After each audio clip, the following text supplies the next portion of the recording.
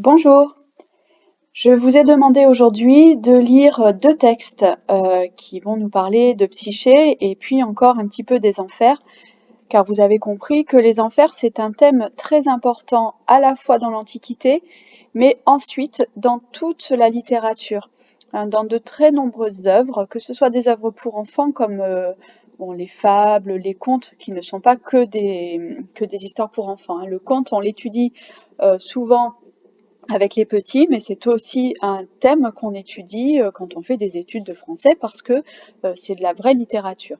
Donc c'est une petite digression, mais donc les enfers, c'est vraiment un thème que l'on retrouve très souvent. Et c'est la raison pour laquelle on y travaille aujourd'hui, depuis une semaine ou deux, de façon assez approfondie, parce que vous allez tout au long de vos études retrouver des allusions à ces descentes aux enfers des différents héros. Alors, aujourd'hui, je vous ai demandé de lire deux textes, l'un d'Apulée, toujours cet auteur qui a écrit l'histoire de Psyché, auteur du IIe siècle, et un autre texte qui est donc, encore une fois, un extrait d'un conte, du conte de Perrault, qui a écrit La Belle au bois dormant. Hein, c'est le deuxième texte. Vous connaissez La Belle au bois dormant. Je ne pense pas qu'il soit nécessaire que je vous le résume. On verra quand je vous lirai le texte si je peux vous apporter des éclaircissements. Le premier texte, le texte d'Apulée, c'est donc la descente aux enfers de Psyché. Vous vous souvenez que sa dernière épreuve, c'est de descendre récupérer la boîte qui appartient à Perséphone ou Proserpine, c'est la même chose, cette boîte qui contient la beauté de Perséphone, donc la beauté de la déesse des enfers, et Vénus a demandé à Psyché d'aller récupérer cette boîte pour la lui rapporter. Donc nous avons ici la fameuse descente aux enfers qui est racontée. À Thénard, c'est donc la ville de Thénard, se trouve l'ouverture des enfers, et par les portes tu verras un chemin inaccessible. Mais tu ne devras pas t'avancer dans ces ténèbres les mains vides. Les ténèbres, c'est le noir, l'obscurité. Tu dois avoir dans les deux mains des morceaux de polenta durcie avec du miel. La polenta, je pense que vous connaissez tous, c'est une semoule de maïs très très fine que l'on peut manger sous forme un peu compacte. Donc, tu dois avoir dans les deux mains des morceaux de polenta durcie avec du miel et porter en bouche deux oboles. L'obole étant deux pièces de monnaie pour payer. Tu rencontreras un âne boiteux et un palefrenier. Il te demandera de lui ramasser du bois. Ne dis rien et passe ton chemin. Alors tu arriveras au fleuve de la mort. Le fleuve de la mort, vous vous souvenez que c'est le Styx, on l'a vu lorsque nous avons étudié le plan des enfers. Charon en est le gouverneur. Il exigera aussitôt le péage. C'est ainsi qu'il emmène les voyageurs sur l'autre rive dans sa barque. Tu donneras à cet horrible vieillard, en guise de frais de transport, une des deux oboles que tu transportes, pour qu'il la prenne de sa main dans ta bouche. Pendant que tu traverseras le fleuve, un vieillard, mort, tendra ses mains pourries et te demandera de le tirer dans la barque. Ne te laisse pas aller à la pitié. Ensuite, les vieilles parques, tissant leurs toiles, te demanderont de les aider. Alors les parques, vous vous souvenez que ce sont ces trois déesses, Clotho, Atropos et Lachésis, qui en fait tiennent le fil de la vie. Et lorsqu'elles décident qu'un homme doit mourir, elles coupent le fil. Il t'est interdit de toucher à quoi que ce soit. Ce sont des pièges de Vénus pour que tu laisses tomber au moins un des gâteaux. Si tu en perds un, la lumière du jour te sera refusée pour toujours. Car un chien énorme, à la triple tête énorme, monstrueux et redoutable, se déchaîne de ses aboiements sur les morts. Tu le dépasseras facilement après l'avoir maîtrisé par la proie d'un seul petit gâteau. Et tu entreras aussitôt chez Proserpine. Donc vous avez compris que Psyché doit donner un gâteau à Cerbère, le gardien des enfers qui a trois têtes, pour l'occuper en quelque sorte, voire l'endormir et pouvoir ensuite entrer aux enfers.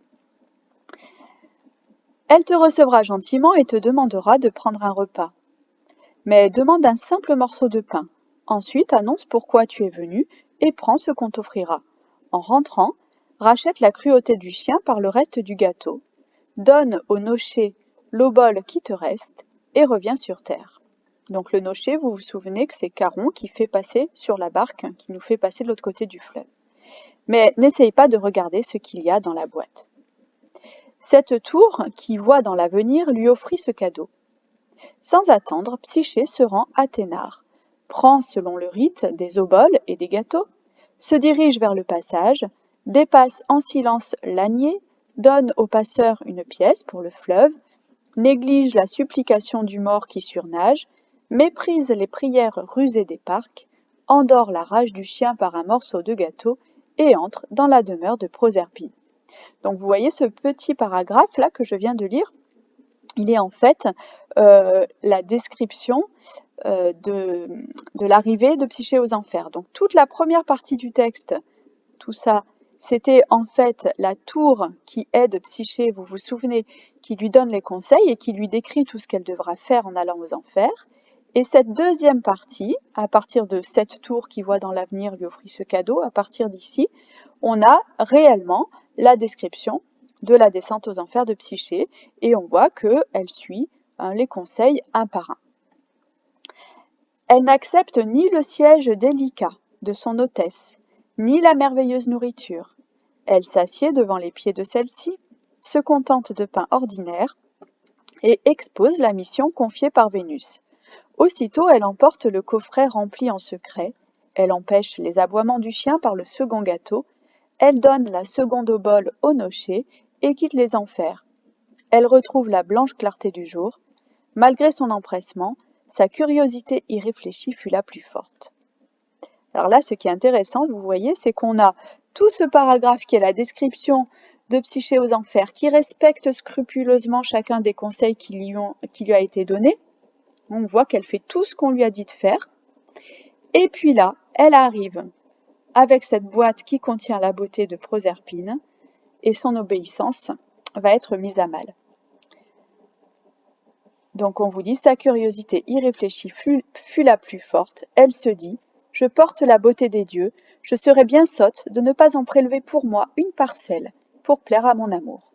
Elle décide donc de prendre un peu de la beauté de Proserpine pour séduire à nouveau Cupidon qu'elle a perdu. Donc on sent que malgré tout, Psyché ne parvient pas à obéir jusqu'au bout. Aussitôt dit, elle ouvre la boîte. Rien, point de beauté. Un sommeil semblable à la mort s'empare d'elle dès qu'elle eut soulevé le couvercle. Comme un épais brouillard, il envahit ses membres. Elle trébuche et reste immobile dans un sommeil cadavérique. Cadavérique, ça veut dire de mort. Hein. Mais Cupidon ne supporte plus l'absence prolongée de Psyché. Il s'envole à toute allure vers Psyché, sa bien-aimée, il la libère du sommeil, qu'il remet soigneusement dans sa boîte. Il effleure Psyché de la pointe de sa flèche innocente et la réveille. Il lui dit « Ma pauvre amie, tu étais à nouveau victime de ta curiosité. Achève sans délai la mission de ma mère, je me charge du reste. » Sur ces paroles, l'amant prend son vol, tandis que Psyché porte à Vénus le présent de Proserpine. Voilà donc pour le premier texte. Je pense que les explications que je vous ai données au fur et à mesure vous ont permis de bien comprendre. Hein. Donc une première partie où la tour qui a décidé d'aider Psyché lui dit exactement comment elle doit se comporter lors de sa descente aux enfers. Une deuxième partie où on assiste à la descente aux enfers de Psyché. On a l'impression que Psyché s'est assagie, elle obéit à tout ce qu'on lui a dit. Et puis sa curiosité au dernier moment va être plus forte que tout et elle va ouvrir cette boîte qui contient la beauté de Proserpine ou Perséphone, c'est toujours la même chose, et elle va tomber dans un sommeil très profond, un sommeil proche de la mort. C'est un peu comme si en fait en étant remontée des enfers, elle y retournait puisqu'elle retourne vers quelque chose qui ressemble à la mort. Et c'est seulement Cupidon qui va pouvoir la réveiller. Symboliquement, c'est l'amour qui va pouvoir réveiller Psyché hein, de son sommeil qui ressemble à la mort.